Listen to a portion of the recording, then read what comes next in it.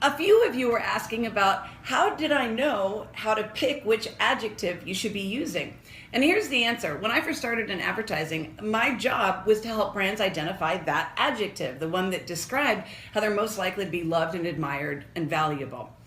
I myself got lost at a certain point though. When I was in advertising, I decided that in 2008, when marketing budgets were getting slashed, I was in a really tough spot because the first thing to get cut is the advertising budget. So I decided that I wanted to kind of expand my business as an entrepreneur, and I wanted to be a speaker. Here's the problem. I had to be on the road 5 days a week. I wasn't able to earn enough money to overcome my costs for my company. I had to shrink the company. I wasn't able to be with my kids. I was exhausted. I was sick. I was run down. Not only had I lost my confidence, but I really lost my sense of self. And so after about a year of this, just struggling to kind of keep up, I took a step back and I was like, how is it possible that I created the essence of some of the world's most loved brands over the course of years, and I can't do it for myself?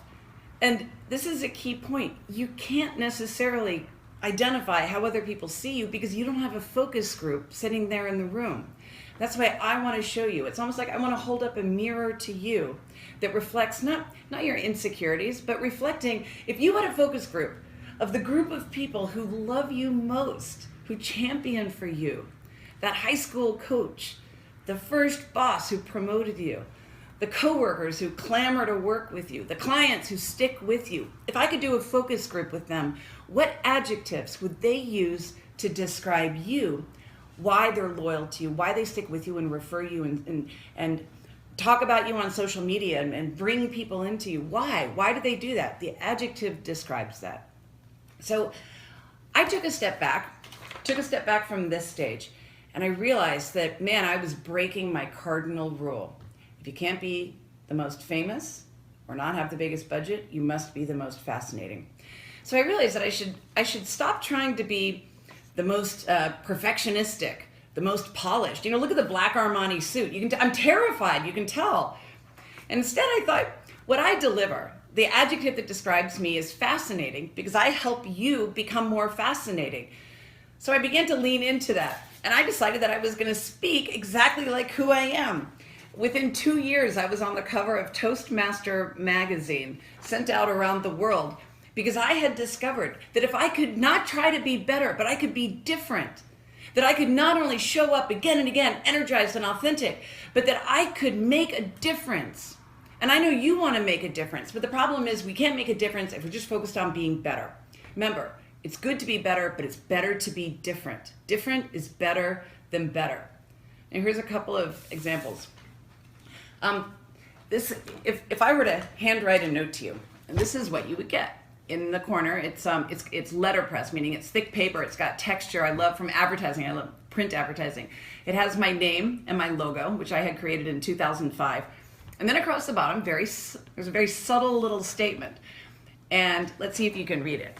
It says, "A hogshead is a barrel that holds 62 gallons. So what's your last name, smartass?" Now, you can imagine I was tortured on the playground for my last name. And so whenever somebody sees my name, their first thing is like, "Oh, is that really your last name?" Well, here's the thing. I had that across the banner of my website for years. People would write to me saying, "Wow, I'd really like to work with you, but my boss doesn't want to work with somebody who has the word smartass in her tagline." And at first, this kind of made me nervous. And then I realized, thank God we found this out now at the beginning. I wouldn't want to get into the thick of working with somebody to find out that they're not comfortable with strategic polarization, that they're not comfortable with somebody who knows exactly how to attract the right clients. I don't want to work with everybody. I want to work with exactly the right people who want to create change, who want to be able to do something meaningful with their work, but they understand that it's not enough to just have a good message or have a good product if nobody notices or cares. Being the best is not enough if nobody notices or cares. So I kept the smartass. Now, intelligently, I will tell you, I also have a version. Like if I'm sending an invoice, they get this one. One of the things that I learned about when I was studying the science of fascination. Fascination is an intense focus.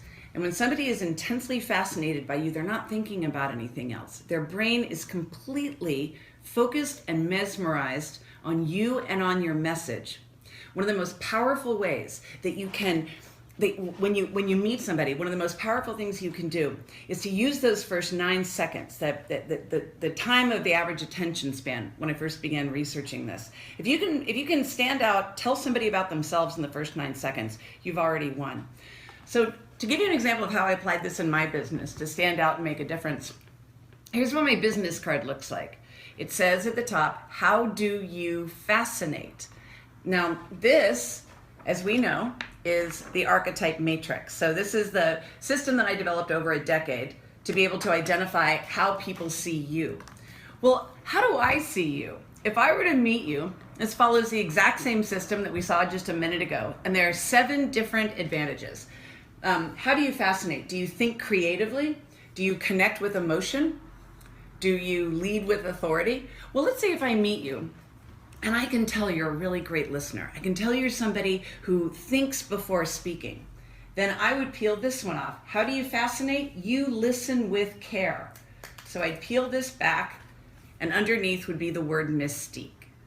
Now, let's take another look. Let's say that I can tell that you, in communicating with somebody in those first 9 seconds, that you set the standard. Well, how do you fascinate? You set the standard. That would be prestige. So the goal is not for you to be fascinating. The goal is for you to make the person that you're talking to feel fascinating. And the more that you understand about their needs, the more that you can solve that with your anthem.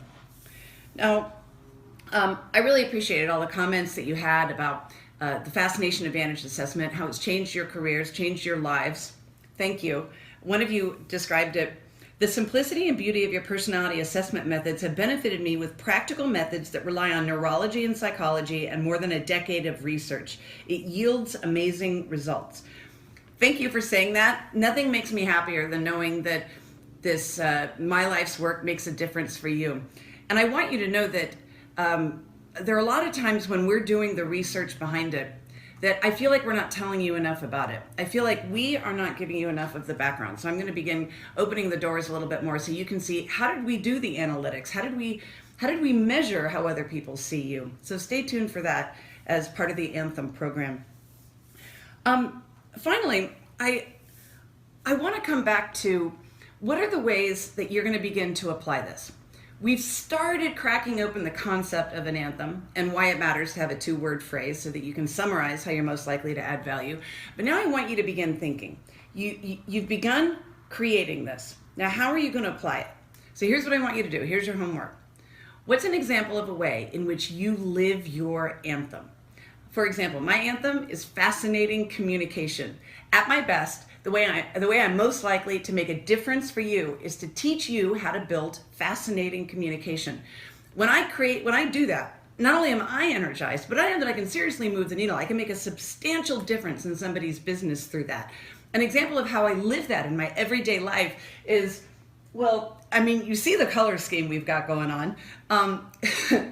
You can, throughout my life, I've realized that if I'm being this, scared, perfectionistic, feeling totally out of my flow and out of my zone, I will not make a difference, and I'm not going to be remembered, and I'm not going to be able to change the world in some way. But if I'm being this person, then I know that I can do it consistently. I can be who I am on purpose. An example of a way in which I don't do that is that when I get nervous before I go into a situation like a crucial meeting or a speech with 8,000 people, sometimes my brain starts to freak out. I begin to think, well, wait, should I be the smart one? Should I be the funny one? Should I be the compassionate one? And the great thing about an anthem is it allows you to come back to who you are so that you can be who you are on purpose. So you're not trying to make it up as you go along. So you're not in that struggle of trying to figure it out before you walk into the room.